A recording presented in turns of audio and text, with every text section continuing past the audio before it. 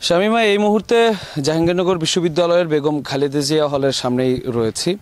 কিছুক্ষণ আগে আমরা খালেদা জিয়া হলের ভেতরে যে ভোট কেন্দ্রটা সেখানে আমরা পরিদর্শনে গিয়েছিলাম। সেখানে আমরা দেখেছি যে ব্যালট যে বাক্স স্বচ্ছ ব্যালট বাক্স প্রদর্শন করা হয়েছে এবং সেগুলোকে সিলগালা করা হয়েছে যারা প্রতিনিধি আছেন পোলিং এজেন্ট এদের উপস্থিতিতে, এবং ব্যালট পেপারগুলো এখনো পর্যন্ত রিঅ্যারেঞ্জ করা চলছে। যদিও 9টা বাজে, 9টায় ভোট শুরু হওয়ার কথা ছিল, আমরা মাত্রই উপর থেকে নিচে এলাম।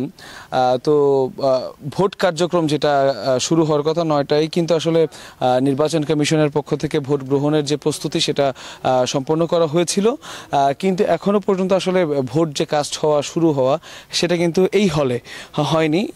অন্যান্য হলের অবস্থা আসলে পরে জানা যাবে। তবে একটা জিনিস জানিয়ে রাখতে চাই যে ডাকসু নির্বাচনে যে যেমন একাধিক হলের একাধিক আবাসিক হলের ভোট কেন্দ্র পড়েছিল এক এক জায়গায়, যেমন সিনেট ভবনে 3টা হলের ভোট কেন্দ্র পড়েছিল, এইখানে কিন্তু তেমনটা না।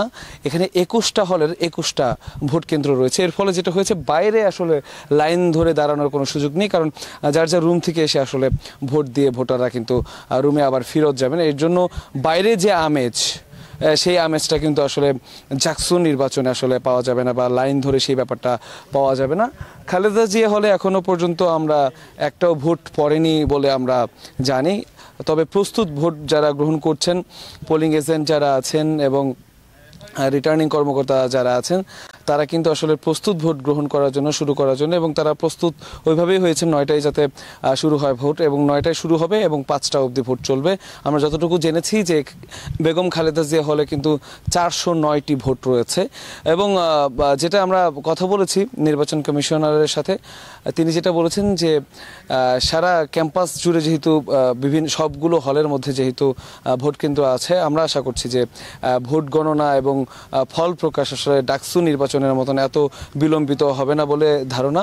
কারণ ভোটারের সংখ্যা খুব বেশি নয়, আপনি জানেন, প্রায় 12,000-এর একটু কম ভোটারের সংখ্যা। এর জন্য যেই ব্যাপারটা হয়েছে যে ভোট শুরুর পর থেকে আসলে লম্বা একটা সময় রয়েছে, যে সময়টা জুড়ে আসলে ভোট গ্রহণ করা চলবে। এবং আমরা দেখেছি যে এই ভোটকে কেন্দ্র করে কিন্তু ক্যাম্পাস জুড়ে নিরাপত্তা বলয় বা নিরাপত্তা ব্যবস্থা বেশ জোরদার করা হয়েছে। আইডি কার্ড ছাড়া বা ভোটার কার্ড ছাড়া বা অন্যান্য বিশ্ববিদ্যালয়ের যে কার্ডগুলো আছে যেগুলো দেখিয়ে ভোট প্রদান করা যাবে, সেগুলো ছাড়া আসলে কাউকেই ভোট কেন্দ্রে ঢুকতে দেওয়া হচ্ছে না। এবং অন্যান্য যে আচরণবিধি আছে সেই আচরণবিধি মেনেই জাকসু নির্বাচনের যে ভোট গ্রহণ সেটা কিন্তু শুরু হয়ে গেল এবং চলবে 5টা পর্যন্ত। শামীমা, এই ছিল এখনকার মতো আমার কাছে সর্বশেষ।